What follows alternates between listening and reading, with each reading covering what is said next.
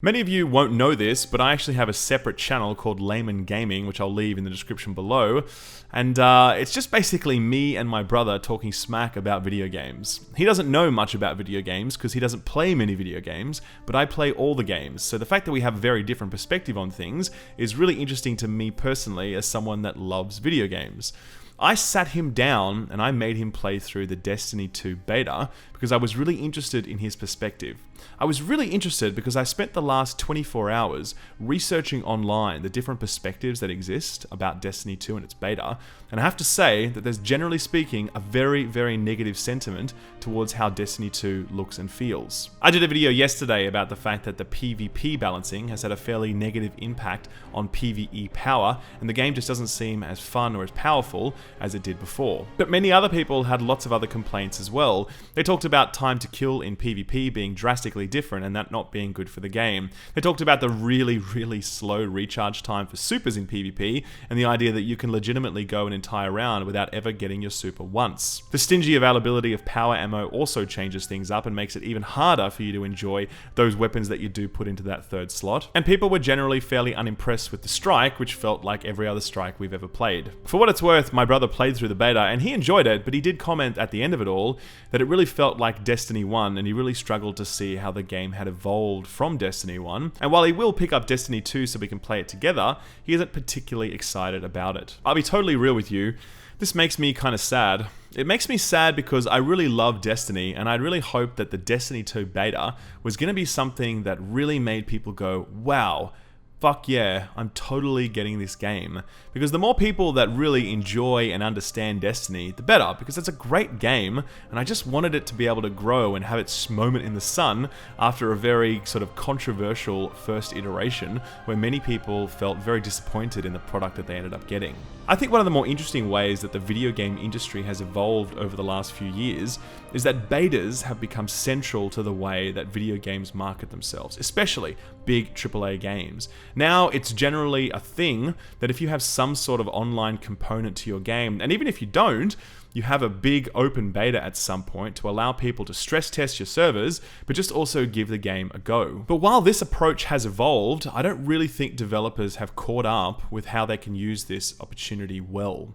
See, Doom was pretty much one of the best games ever made, but during its open beta, a number of months before it was released, everyone was universally agreed that the upcoming Doom was going to suck, and everybody was basically willing to write it off immediately. It didn't help that Bethesda was unwilling to issue review code before that point as well, so everyone was convinced that they would be sold a dud. Initial launch sales were disappointing, but the game rallied after everyone began to realize that it was pretty much the best thing since sliced bread. Doom 2016 is a modern day masterpiece, and if you haven't played it, by the way, it's currently on sale for $17, and all of its DLC is now free, so go and get that if you haven't. My point here is that Bethesda really held back on the marketing of this game, because the beta showed a pretty average part of it, and not issuing review code early makes people naturally really skittish. When you hold back and you don't show what's awesome, people will not buy your shit. I draw this parallel to Doom here because I think the overall approach for Bungie in their marketing of Destiny 2, but also in the way they handle the original game,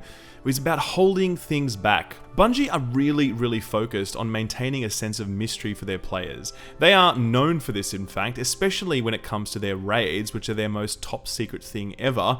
They really like to hold back on any raid details whatsoever, allowing the community to figure it out as they go. Now that might work for DLC, because you're really only marketing the game to the committed players who are already playing it, and holding back some of that detail is fine because they're still going to pick up that DLC anyway, and they don't really need to know a lot of the details.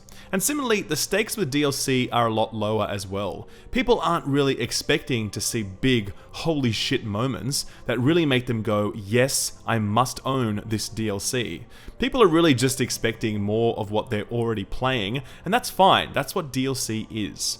But when it comes to a sequel, people expect to see something different. People expect to see something big. And I don't think anyone out there can honestly say that Bungie, to this point, have showed us anything that will make any of us go, holy shit, I must play play Destiny 2 to experience this one thing, this one moment, this one new experience that there is no way I could have had in Destiny 1. There's obviously two possible explanations for this. The first, and I'm really hoping it's the most unlikely, is that there's nothing like that out there, and the reason that Bungie haven't shown us this is because what we're seeing is what we're gonna get. There really isn't any other big oh shit moments that are really gonna wow us and create a giant divide between the last Destiny and this one, that make it this incredibly new and defining experience the way we hope it might. I really believe that that is not the case, because I have a lot of faith in Bungie, and I know the comment section isn't going to like me saying that, but I do, because I played their games ever since they were making games, and I tell you, these guys know how to make a good video game. So, that's one possibility. The other possibility, and I think it's the far more likely, is that there actually is a whole bunch of shit in this game that is pretty awesome, and that we're really going to love, but that Bungie don't want to show any of it to us yet, and they want us all to experience it at launch. And as I said, that would be really cool if this were DLC and they were preaching to the choir, but they're not preaching to the choir this time around. They're preaching to a whole bunch of people who have either never played this game, or if they played it before, probably walked away either disappointed or pissed off, one of the two.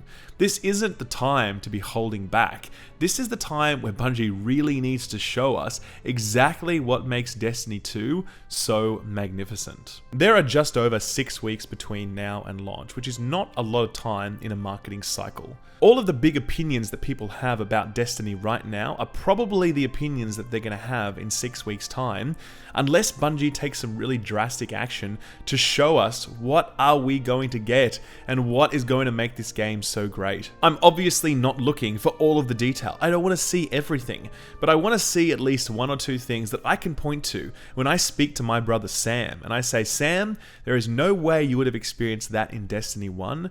Check this out in Destiny 2. I want to be able to have that conversation with confidence with him, because if I can have that conversation, then I know lots of other people can have that conversation as well, and I know that Destiny is going to get the kind of reception that I hope it does. I know I sound like a massive fanboy for Destiny and Bungie here, and that's because I am. I'm a huge Destiny fanboy, and I make no effort to hide that whatsoever.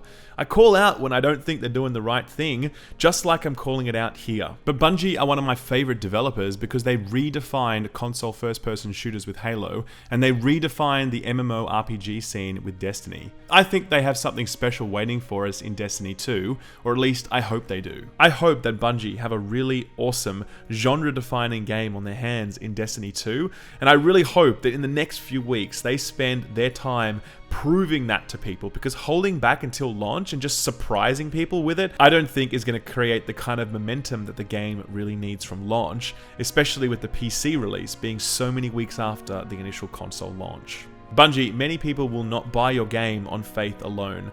I hope you're listening to the kind of feedback that you're getting in the beta, and I really hope that you're willing to wow people between now and launch time so that they feel a lot more comfortable with that purchase decision, and this community can continue to grow in the way that I think it deserves to. Anyway, those are my thoughts, and I'd really like to hear your thoughts in the comments below.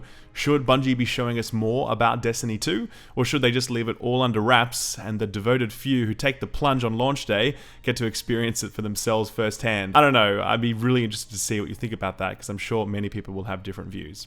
For now guys, thank you very much for watching, take care, and I'll see you next time. Bye bye.